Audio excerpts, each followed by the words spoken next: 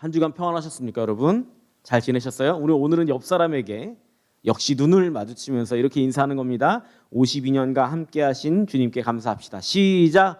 52년간 함께하신 주님께 감사합시다. 그러면 이렇게 대답하는 겁니다.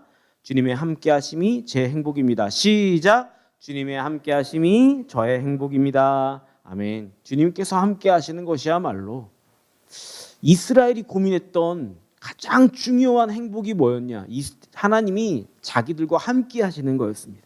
오늘 홈코잉데이를 준비하고 있고 그래서 우리가 나눌 이 말씀들을 이제 함께라는 말로 잡았는데, 함께라는 말이 히브리어로 야하르라고 하는 말인데, 이 말을 주제로 삼고 우리가 나누려고 합니다. 특별히 이제 이 이야기는 지금 우리가 지난 주일에 다 마무리했던 예수님의 복음서 마지막 부분에 예수님의 길을 묵상하면서 그 이야기, 그 예수님의 길에 대한 이야기에도 이게 연결이 되어 있습니다. 이를테면 그 이야기의 번외편쯤으로 생각하셔도 됩니다. 오늘 주신 말씀으로 예수님께서 걸으셨던 길과 이 길에서 우리가 함께 하고 있다는 말 사이에 있는 좀 몇 가지의 이야기들을 하나씩 짚어가면서 우리가 깊이 있게 이 말씀을 나누어 보기를 소망합니다. 오늘은 지난 주일에 잠깐 제가 비춰드렸던, 오늘을 위해서 남겨두었던 그 무척이나 궁금하실 그 책 이야기를 하면서 시작해 볼까 합니다. 시몬 비젠탈이라는 사람이 우리가 나눴다고 그랬어요. 시몬 비젠탈이 이 책 이름이 원래는 해바라기였고, 그리고 개정판엔 제목이 모든 용서는 아름다운가, 그런 책이었습니다. 이 책의 내용을 제가 이제 궁금하셨죠? 한 주간 한번 소개해 드릴게요. 이 책은 원래 2차 대전 직후에, 2차 대전이 다 끝나고 나서 이 시몬 비젠탈이라는 사람이 살아남았어요. 부부만 살아남았어요. 그래서 이제 어느 시골에 가서 한적하게 휴가를 보내고 있는 중인데, 그 시골에 해바라기가 하나 딱 피어 있는 거예요. 그걸 보고 이 시몬이라는 사람이 충격을 받습니다. 트라우마에 걸립니다. 자기가 시몬이 유태인 수용소에서 엄청 비극적인 일들을 많이 겪는데 막 주변에서 사람이 막 죽어나가요. 그랬겠죠. 유태인 수용소가, 독일 나치치하의 유태인 수용소가 막 그랬겠죠. 막 죽어나갑니다. 그래서 독일 군인들이 그 사람들의 시신을 어떻게 처리하냐면 쓰레기 버리듯이 구덩이 파고 던져두는 겁니다. 그랬겠죠. 근데 자기들은 그렇게 쓰레기처럼 버려져서 우리가 과연 쓰레기인가 하는 자괴감이 막 들고 있었는데, 강제노동을 하면서 오다 가다 보니까 독일 군인이 죽은 곳에, 독일 군인이 죽어서 묘지를 쓴 곳에 그 주변에 해바라기 밭이 쫙 펴 있는 겁니다. 너무 아름답게 해바라기 밭이 쫙 펴져 있어요. 거기서 시몬 비젠탈이 하나님을 원망합니다.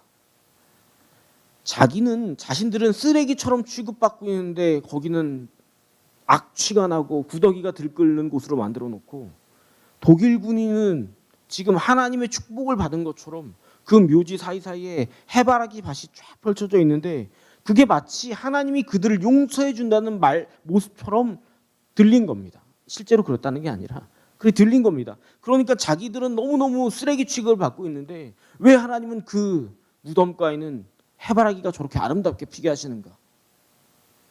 그래서 제목이 해바라기입니다. 개정판 제목의 모든 용서는 아름다움과, 이 말은 하나님은 그들을 용서하셨나? 왜 용서하셨나? 우리는 이렇게 괴로운데 용서가 되나? 이런 질문이 있는 거죠. 우리가 지난주에 나누었듯이 우리는 하나님의 용서를 그렇게 가볍게 생각하셔서는 안 된다는 겁니다. 하나님은 그 용서의 일을 행하시고 달려가시기 위해서 자기 자신을 던지시고 자기 아들을 자기 손으로 죽이게 하십니다. 그러니까 여러분들이 용서란 말을 가볍게 뱉으려면 원수에게 자기 아들을 내어줘서 원수의 손으로 죽이게 만든 사람들은 그렇게 말씀하셔도 됩니다.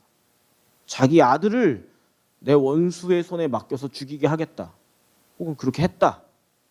근데 여러분, 그런 사람이라면 용서라는 말이 얼마나 무거운지 더 잘 아실 겁니다. 우리가 지난주에 나누었던 이 이야기는 하나님의 독생자이신 예수님께서도 제자들에게, 이 어리석고 답답한 일을 반복하고 있는 이들에게 그 용서를 맡겨두시고 기다리고 계시는 것을 나누었어요.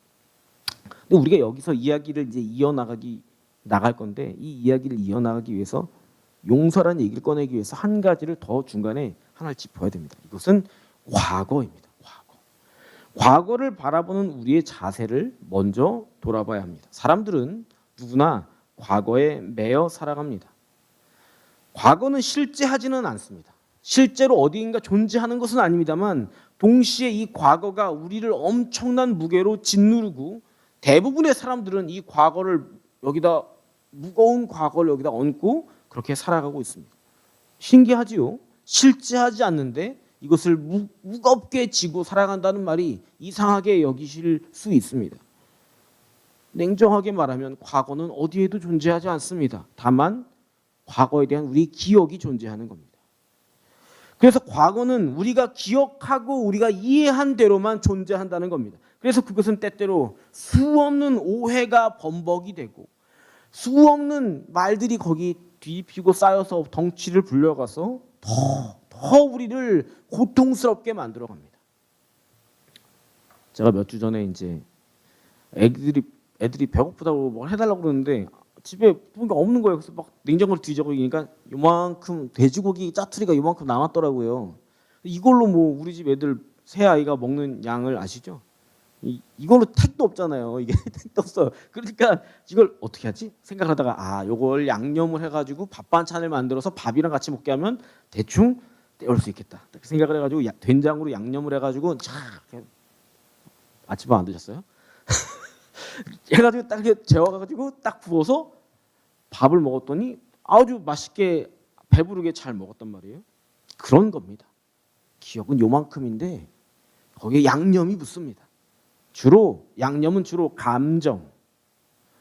주로 양념은 뭐냐면 누구누구가 했던 말, 추측, 그게 덩치를 불립니다. 과거는 그래서 쓰라리고 깊고 오래간 무거운 덩어리로 턱 얹어집니다. 손바닥만한 고기가 덕지덕지 양념이 돼가지고 밥이랑 붙어서 5사람이 먹어도 될 만큼 양이 되는 것처럼 우리는 저마다 자기 자신의 과거의 아픔을 제멋대로 양념하고 덕지덕지 붙여서 고통으로 크게 무겁게 나에게 얹어 놓습니다. 여러분 거기서 잊지 말아야 할 게 있습니다. 그 과거는 곧 오늘의 나를 만들어 놓은 사실, 그 사실 하나를 잊으면 안 됩니다. 과거들이 다 모여서 오늘의 나를 만드는 겁니다. 과거는 실제로 어디에도 존재하지 않지만 다 흘러가 버렸습니다만 오직 내 안에서는 그것이 현실이고 그것이 무게감이고 그것이 쓰라리디 쓰라린 실체가 되는 겁니다. 그러면 나를 만드는 이 과거를 우리가 어떻게 받아들이는가? 오늘의 나를 결정하는 방법이 그 받아들이는 방법이 되는 겁니다. 여러분 어렵게 말했습니다만 이것이 바로 용서라는 것의 부산물이고 우리가 행위로서 하고 있는 실제로 느끼고 있는 용서의 모습인 겁니다.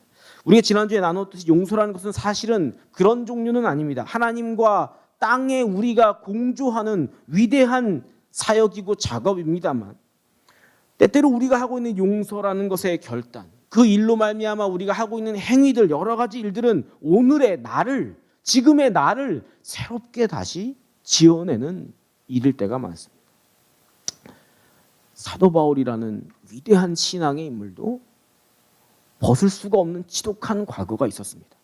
바울이 아직 사울이었을 때 그 사울은 아직 하나님에 대한 열정이 가득해서 열정이라는 것을 핑계대고 자칭 그리스도인, 갈릴리 이단, 예수쟁이들 돌로 쳐 죽이는 임무를 맡았습니다. 자기에게 그런 권력을 맡겨주니까 이 권력을 그냥 칼을 빼서 휘두르는 것처럼 마구 휘둘렀습니다. 많은 이들을 죽였습니다. 그는 괴물이었습니다. 그 손에 걸리면 아무리 선량한 사람이라도 아무리 반듯한 사람이라도 전부 다 죽일 놈 되는 겁니다. 스데반이라는 사람도 그렇게 죽였습니다. 그리고 그 길에서 바울이 살기 등등해서 더 죽이려고 가는 그 길에서 그 사람이 예수님을 만납니다. 그리고 그 예수님이 지금 사울이 저지르고 있는 그 일이 하나님께서 말씀하신 그 독생자 예수님을 핍박하고 모욕하고 죽이는 일이라고 말씀을 하셔서 그 말씀에 이 사울이라는 남자가 돌아섭니다. 회개를 하고 용서함을 받죠. 자, 그러면 바울은 용서함 받고 회개했으니까 이제 바울은 아무런 가책도 없이 자기가 죽였던 많은 사람들의 핏값에 대해서 자유하고 아하하고 행복하게 잘 살았습니다. 아무렇지도 않게 살았겠네요. 그러던가요?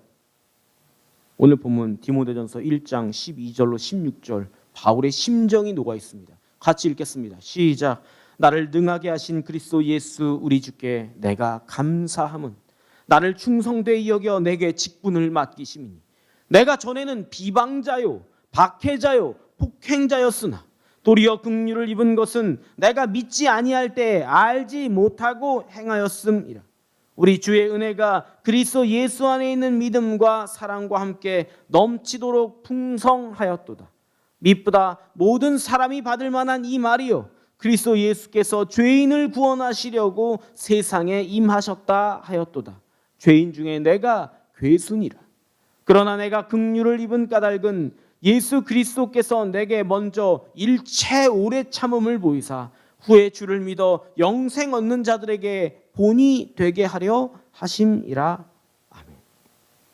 바울은 자기가 용서함 받은 줄 잘 알고 있습니다. 바울은 당연히 바울의 신학에서 굉장히 중요한 게 은혜였는데 당연히 율법보다 은혜가 어마어마하게 크다는 것을 잘 알고 있던 사람입니다. 그런데 지금 디모데전서에서 자기가 아들같이 여기는 후배 목사 디모데한테 자기의 과거와 치부를 다 낱낱이 고백하고 있습니다. 뭐라고 하냐면 나는 죄인 중에 괴수다. 바울은 내내 그 일이 15년, 20년 전 일이에요. 그 일은 그 오랜 기간 동안 바울은 여전히 똑같이 괴로워하며 살고 있습니다. 양심의 가책을 벗은 적이 없습니다. 죄인 중에 내가 괴수니라. 내가 괴수였다. 난 괴수였었어. 아닙니다. 죄인 중에 내가 괴물이다. 괴수다. 그렇게 말하는 겁니다. 바울이 아직도 지금도 괴로워합니다. 나는 괴물이다. 나는 지금도 아직도 용서가 필요한 괴물이다. 내가 이렇게 죽을 똥 살 똥 그렇게 할 줄 모르고 배고픔을 견디고 가난을 견디고 핍박을 견디고 당하면서 그러면서도 복음을 위하여 사는 이 까닭은 내가 괴물인 이 삶을 주님께 드리기 위해서, 갚아드리기 위해서 내가 무심코 죽였던 많은 선량한 사람들, 그 스데반 같은 사람들에게 갚아주려고. 스데반이란 착한 사람이, 그 훌륭한 사람이 살아있었으면 감당했었을 많은 일들, 그 놀라운 일들을 내가 대신 2배로 3배로 감당하겠다 그 마음으로 모두에게 본이 되기 위해서 내가 이 양심의 가책을 품고 이 괴로움을 품고 용서함 받은 사람으로 살아가노라. 바울은 한 번도 이 괴로움을 벗은 적이 없습니다. 이것이 용서입니다. 이것이 용서받음이라는 거죠. 바울은 그래서 자신의 과거를, 괴물인 자신의 과거를 새롭게 색칠을 합니다. 나는 괴물이지만 하나님께서 나를 긍휼히 여기셨다. 나는 긍휼함을 입었다. 긍휼함이 뭐예요? 불쌍히 여기다 뜻입니다. 하나님이 나를 불쌍히 여기셨다. 나는 불쌍히 여김 받았다. 이것이 자기의 과거에 대한 새로운 해석입니다. 나는 잘 나가는 바리새인이고 나는 가말리엘 수하의 서울대학교 출신이고 나는 어디 엘리트 중에 엘리트고 나는 돈도 많고 나는 명예도 있고 나는 힘도 세고 나는 권력자고 나는 수없이 많은 일들을 했고 그렇게 말하지 않습니다. 나는 죄인 중에서도 괴물이다. 지금도 나는 괴물이다. 바울이 자기의 과거를 새롭게 해석합니다. 그리고 그 괴물을 주님이 불쌍히 여기셨다. 그러니 여러분도 여러분의 과거를 새롭게 해석하셔야 하는 겁니다. 그것이 복음의 중요한 역할입니다. 근데 여러분 그런 일들은 자동적으로 되는 게 아닙니다. 내가 열심히 내가 내 과거를 새롭게 해석해야지. 오늘부터 새롭게 해석하는 작업을 해야 되겠다. 그렇게 한다고 해서 잘 되질 않습니다. 한번 해보십시오. 잘 되던가. 나의 과거를 새롭게 지어 입히는 일은 오직 성령님께서, 오직 하나님께서만 가능하신 일입니다. 주님께서 창세 때 세상을 딱 지으시면서 사람을 흙으로 지으시고 호흡을 불어넣으셨어요. 그렇게 사람을 지으셨죠? 호흡과 같이 성령님께서 푸뉴마께서 우리 심령으로 들어오셔서 함께 하셔서 역사하심으로 비로소 우리는 우리의 과거를 하나님의 눈으로 바라보며 새로운 안목으로 우리의 현재를 바라볼 수 있게 되는 겁니다. 지난주에 용서의 이야기는 여기까지 다 이어지는 내용들입니다. 신명기에서 자기들이 40년 동안 광야를 방황하고 나서 이제 모압 평지에서 가나안 땅 들어가기 직전에 신명기에서 모세가 자기들이 걸어온 40년간의 광야 인생을 이렇게 정리합니다. 자기가 정리하는 게 아니고 자기가 이스라엘 백성의 40년을 정리해 줍니다. 사도 바울은 자기가 자기를 해석했잖아요. 이 모세는 자기가 이렇다 하고 정리해 줍니다. 신명기 29장 2절로 6절 시작. 모세가 온 이스라엘을 소집하고 그들에게 이르되 여호와께서 애굽 땅에서 너희 목전에 바로와 그의 모든 신하와 그의 온 땅에 행하신 모든 일을 너희가 보았나니 곧 그 큰 시험과 이적과 큰 기사를 네 눈으로 보았느니라. 그러나 깨닫는 마음과 보는 눈과 듣는 귀는 오늘 여호와께서 너희에게 주지 아니하셨느니라. 주께서 40년 동안 너희를 광야에서 인도하게 하셨거니와 너희 몸에 옷이 낡아지지 아니하였고 너희 발의 신이 헤어지지 아니하였으며 너희에게 떡도 먹지 못하며 포도주나 독주를 마시지 못하게 하셨음은 주는 너희 하나님 여호와이신 줄 알게 하려 하심이니라. 아멘. 모세는 이스라엘 백성들이 아마도 내가 40년 허송세월 했네. 내가 40년 동안 뭐 한 거야? 이렇게 개탄하고 있을 만한 이 순간에 이스라엘 백성들에게 다시 과거를 재해석해 줍니다. 이 광야의 길이 험했지만 고생스러웠지만 그럼에도 너희가 다치거나 손해본 것 하나라도 있다 없다? 하나라도 없다는 겁니다. 하나님은 처음에 약속하신 그대로 너희가 반역해서 40년간 광야를 헤맸지만 처음에 하셨던 약속 그대로 다 지키고 계신다. 지금 모세는 이스라엘 백성한테 확인해 주는 겁니다. 너희는 그대로다. 광야가 자칫 자기들에게 아픔이고 괴로움이고 슬픈 과거가 될 수 있었는데 그렇게 기억할 수 있는 이스라엘에게 이 광야는 하나님이 너희와 함께 하신 길이었고 우리의 실패가 우리를 잡아먹으려 할 때마다 우리 죄악이 우리를 넘어뜨리려 할 때마다 하나님이 그런 너희를 붙잡아 일으키시고 새롭게 하셔서 도와주셨던 40년이었다.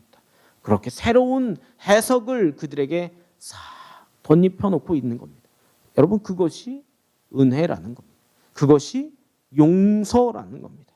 오직 성령의 역사하심으로만 가능한 일인 거죠. 그래서 우리의 영혼도 거기서 간절히 하나님을 사모하고 있습니다. 시편 143편은 우리의 간절함을 담고 그 일을 돌아보는 겁니다. 5절로 6절 시작. 내가 옛날을 기억하고 주의 모든 행하신 것을 읊조리며 주의 손이 행하는 일을 생각하고 주를 향하여 손을 펴고 내 영혼이 마른 땅같이 주를 사모하나이다. 아멘. 지금 시인은요 주님께서 행하셨던 일들을 다 기억해내면서 자꾸 연약해지는 마음을 붙들어 잡고 있는 겁니다. 혼자서 중얼중얼 되뇌입니다. 하나님의 약속을 되뇌면서 이제 곧 하나님께서 내게 하실 일들을 간절히 기대하고 바라보고 있습니다. 여러분 그 모습을 가만히 상상해 보세요. 떠올려 보세요. 그리고 오늘 우리는 창립 52주년 주일인데 이 창립 주일에 목마름과 과거와 용서의 이야기를 떠올려 보니까 우리 안에 교회에 대한 그런 간절함이 떠오르는 겁니다. 교회를 향한 어떤 그리움이 솟습니다. 목마름이 깊어집니다. 정말이지 제가 간구하면서 기도하면서 느끼는 것은 정말이지 그립다는 마음이 드는 겁니다. 여러분 이건 우리 교회만 아니라 모든 교회들 하나님을 주인으로 삼고 섬기는 교회들에 대한 그리움이 있는 겁니다. 오늘날 현대인들은 하나님을 믿는 이들이라고 해서 모이면 저마다 뭘 원하냐면 자기에게 잘해주기를 바라고 자기를 인정해주기를 바라고 자기를 더 높여주기를 바라고 자기들이 만족을 느끼기를 바랄 뿐 하나님을 주인으로 여기고 하나님을 섬기고 하나님을 붙들고 하나님에게 위로함을 구하는 그런 이들은 점점 드물어지고 있습니다. 그런 교회는 점점 없어지고 있습니다. 하나님 안에서 누리는 풍요와 행복이라는 게 뭔 줄 아세요? 그것은 사람에게서 그것을 구하지 않겠다 하는 그런 믿음에 연결되어 있습니다. 여러분, 교회에는요, 우리가 하나님을 섬기던 그 자리에는 우리의 손때 묻은 자국들이 다 얼룩져 있지 않습니다. 우리가 간구할 때마다 눈물을 흘려서 기도하던 그 자리에는 눈물 자국이 얼룩져 있지 않습니까? 그 눈물 자국 위에는, 그 손때 묻은 자국 위에는 하나님이 그에게 힘 부어주셨던 능력의 역사가 있었고 하나님이 우리에게 위로해 주셨던 그 위로의 역사가 있었던 곳 아닙니까? 나는 그게 실패라고 여겨서 울고 있을 때 하나님이 찾아오셔서 우리의 등을 어루만져 주셨던 그 일들이 거기 있지 않았습니까? 그게 교회에 대한 그리움의 실체라는 겁니다. 우리가 교회에서 나라고 외치는 동안에 망가져 왔던 이야기들이 거기 다 있는 겁니다. 그 주님의 마음이 오늘 우리의 과거를, 우리의 현재를 다시 해석할 수 있게 도와주시는 겁니다. 용서하시는 거지요. 그리고 그래서 더 그리워지는 겁니다. 여러분, 우리가 그리워한다는 것은 분명히 무언가 중요한 것을 잃어버렸다는 뜻입니다. 내가 용서함을 받았지만 여전히 그리운 까닭은 무언가 우리의 손때 묻은 자국들을 다 잃어버린 것은 아닌가? 우리의 눈물 자국들을 다 지워버린 것은 아닌가? 우리의 열정과 우리의 기쁨을 다른 곳으로 바꿔서 누리려고 했던 것은 아닌가? 우리가 중요한 교회의 정체성과 방향성을 잃어버린 것 아닌가? 그래서 그리운 겁니다. 아무리 해도 그리운 겁니다. 여러분, 그래서 그립기 때문에 우리가 함께 하는 거죠. 우리의 그리움은 함께 하시는 하나님에 대한 목마름을 말하는 겁니다. 하나님이 함께 하시면, 하나님이 우리 안에 계시면 이게 다 해결될 줄로 알기 때문에 목마른 겁니다. 하나님께서 함께 한다는 것, 함께 한다는 말은 히브리어로 야하르라고 했는데, 야하르라고 하는 이 말은 모두라는 뜻입니다. 모두. 첫 번째로 모두라는 뜻입니다. 그래서 나만을 생각하는 자세를 벗는 겁니다. 모두를 생각하는 자세. 오늘의 우리만을 생각하는 자세가 아닙니다. 내일을 함께하는 모두를 바라보는 마음을 말하는 거죠. 함께한다는 말은 무슨 뜻이냐면 나란하다라는 말이기도 합니다. 이사야서에는 사자가 어린 양과 함께 풀을 뜯는다 이런 표현이 있죠. 함께라는 말은 나란히 서로를 존중하게 평등하게 바라보는 자세입니다. 여러분, 이 존중이라는 자세는 어저께까지는 존중 안 하다가 오늘부터 존중하자 그런다고 해서 딱 금방 나오질 않습니다. 내가 살아왔던 방식이 있기 때문에 그런 겁니다. 그걸 통째로 드러내는 게 굉장히 어려운 일인 줄 알고 있습니다. 그러나 해보자고요. 나란한 마음으로. 내가 지금까지는 이렇게 해왔지만 지금부터는 그를 기다려주고 버텨주고 바라봐주고 존중해준다는 건 그런 뜻입니다. 함께 한다는 말은 세 번째로 하나 혹은 첫째라는 뜻이기도 합니다. 히브리어로는 하나님과 함께 한다는 말을 히브리어로 하면 무슨 뜻이냐면 하나님을 첫째로 삼은 삶, 그걸 고르겠다는 뜻입니다. 우리 교회는 하나님을 첫째로 하는 교회가 되어야 합니다. 저는 지금까지 하나님의 나라를 일궈온 많은 분들을 보았지만, 하나님 나라를 하나님 일구시고 그 일에 동참하는 거죠. 많은 분들을 보았지만 하나님을 두 번째 혹은 세 번째로 여기는 분들이 그 일로 일꾼으로 서는 경우를 저는 본 적이 없습니다.